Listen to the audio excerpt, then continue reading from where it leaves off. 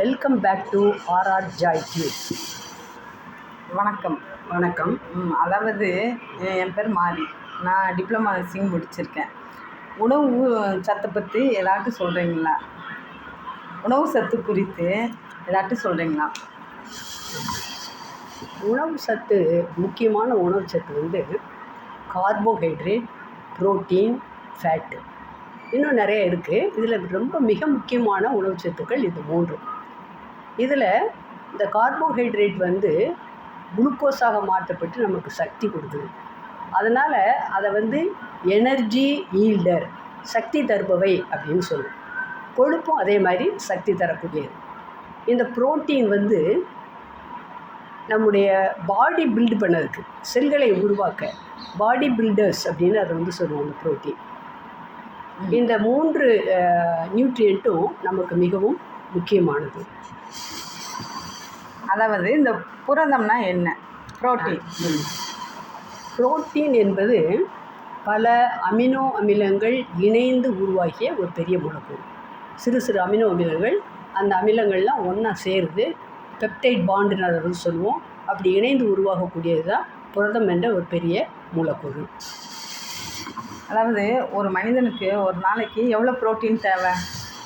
ஒரு மனிதனுக்கு அப்ராக்சிமேட்டாக அவனுடைய உடல் எடை, இப்போ 50 கிலோகிராம் எடை உள்ள ஒரு மனிதனுக்கு 5 கிராம் புரோட்டீன் டெய்லி தேவைப்படுது. இதோட அளவு கொஞ்சம் வெயிட்டுக்கு தகுந்தாப்பில் வேறுபடலாம், அல்லது ஏஜுக்கு தகுந்தாப்பில் வேறுபடலாம், அல்லது கண்ட்ரிஸ்க்கு கூட இது ஒவ்வொரு கண்ட்ரிக்கு தகுந்தாப்பில் கூட வேறுபடலாம். நல்ல புரதம் எந்த உணவில் உள்ளது? நல்ல புரதம்னு சொல்லும்போது நிறையா இருக்குது. ஆனால் அதில் முக்கியமாக ஃபிஷ்ஷு, மீன், சிக்கன், நிலக்கடலை, பருப்பு வகைகள், இன்னும் பன்னீர், அது பாதாம், இதை மாதிரி இன்னும் நிறைய வகைகள், நிறைய உணவுப் பொருட்களில் இந்த புரோட்டீன் இருக்குது. சிக்கனுக்கும் நிலக்கடலைக்கும் ஒப்பிட்டு ஏதாட்டும் சொல்ல முடியுமா? சொல்லலாம். Good question. இப்போது சிக்கன் பொதுவாக இந்த சின்ன இப்போ இருக்கக்கூடிய சிறுவர்கள், அது யங்ஸ்டர்ஸ் எல்லாம் நிறைய சிக்கனை விரும்பி சாப்பிட்றாங்க. இதை சிக்கனில் 100 கிராம் சிக்கனில் 30 கிராம் புரோட்டீன் இருக்குது. அதே மாதிரி 100 கிராம் நிலக்கடலையில் 26 கிராம் புரோட்டீன் இருக்குது. இதை ரெண்டையும் கம்பேர் பண்ணுறதுக்கு முன்னாடி நம்ம முட்டையை பற்றியும் சொல்லலாம். ஒரு முட்டையில் 6 கிராம் புரோட்டீன் இருக்குது. இப்போ இந்த சிக்கன் சில பேர் வெஜிடேரியனாக இருப்பாங்க, சில பேர் நான் வெஜிடேரியனாக இருப்பாங்க. இப்போ நான் வெஜிடேரியன் அதை சிக்கன் சாப்பிடுவாங்க. வெஜிடேரியனாக இருக்கிறவங்களுக்கு அந்த சிக்கனில் எவ்வளவு அளவு புரோட்டீன் இருக்கோ அதே அளவு நிலக்கடலையிலே இருக்குது. அதில் 100 கிராமில் 30 கிராம் இருக்குது. 100 கிராம் சிக்கனில் 30 கிராம் புரோட்டீன் இருக்குது. இதில் 100 கிராம் நிலக்கடையில் 26 கிராம், ஒரு 4 கிராம் தான் ரெண்டுக்கும் வித்தியாசம் இருக்குது. அதே சமயத்தில் எக்கு கொஞ்சம் காஸ்ட்லியாக இருக்குது நிலக்கடலை விட அப்படின்னா ஒரு 4 எக்கு சேரணும். 4 எக்கு சேர்ந்தால் தான் 100 கிராம் நிலக்கடையில் இருக்கக்கூடிய புரோட்டீன் சத்து நமக்கு கிடைக்குது. சரி சரி. அப்போது சீப்பாக இருக்கிறது எது அப்படின்னா, அது குறைந்த விலையில் அவைலபிளாக இருக்கக்கூடியது அந்த நிலக்கடலை. நிலக்கடலை ஏதாவது நோய்க்கு பயன்படுத்தலாமா? நோய்க்கு மருந்தாக பயன்படுத்த முடியாது. ஆனால் நம்ம அன்றாட உணவில் நிலக்கடலையே சேர்த்துக்கிட்டால் பொதுவாக என்ன சொல்கிறாங்கன்னா, கால் வீக்கமாக இருக்கும். முட்டு வலி கிடையாது, நான் சொல்கிறது கால் வீக்கம். அந்த மாதிரியான கால் வீக்கத்துக்கு இது பயன்படுது. எப்படி பயன்படுதுன்னா, இந்த நிலக்கடலையில் மெக்னீஷியமும் பொட்டாசியமும் இருக்குது.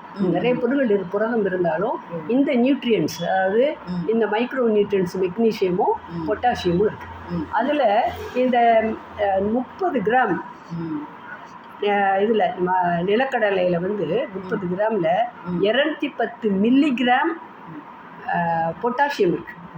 அதே 30 கிராம் நிலக்கடலையில் 50 கிராம் மெக்னீஷியம் இருக்குது. அப்போது மெக்னீஷியமும் இந்த பொட்டாசியமும் இதை நிலக்கடையில் இருப்பதனால இது வந்து அந்த வீக்கம் வலி அந்த மாதிரிக்கு வந்து இது பயன்படுது. இது தவிர வந்து இது மூளையோட வளர்ச்சிக்கு மூளை செயல்பாட்டுக்கும் இது வந்து பயன்படுது. அடுத்து அதனால தான் மகாத்மா காந்தி வந்து இந்த நிலக்கடையை அன்றாட வாழ்க்கையில் வந்து ஒரு முக்கியமான உணவாக எடுத்துக்கிட்டிருக்காரு. அவர் தன்னுடைய சபர்மதி ஆசிரமத்திலலாம் உணவுக்கு கண்டிப்பாக இந்த நிலக்கடலை இருக்கணும்னு சொல்கிறாரு. இப்போ இந்த நிலக்கடலையில் வந்து இதை வந்து வறுத்து சாப்பிடும்போது ஒரு எஃபெக்ட் இருக்குது, அவிச்சு சாப்பிடும்போது ஒரு எஃபெக்ட் இருக்குது. காலை உணவில் வந்து வேக வைத்த நிலக்கடலையை சாப்பிடலாம், மற்ற டைமில் வந்து வறுத்த கடலை வந்து சாப்பிடலாம். அந்த வறுத்த கடலை வந்து ஒரு கைப்பிடி அளவு கடலையில் வந்து 30 கிராம் இருக்குது. 30 கிராம் புரோட்டீன். ஒரு கைப்பிடி அளவு நிலக்கடலை பருப்பை சாப்பிட்டோம் அப்படின்னா 30 கிராம் புரோட்டீன் வந்து அதில் நமக்கு வந்து கிடச்சிது. அதனால் காந்தி வந்து இதை என்ன சொல்லியிருக்காருன்னா, புவர் மேன்ஸ் பாதாம், அது ஏழைகளின் பாதாம். இப்போ பாதாம் பருப்பு ஆல்மண்டு அது சாப்பிட ரொம்ப காஸ்ட்லியானது.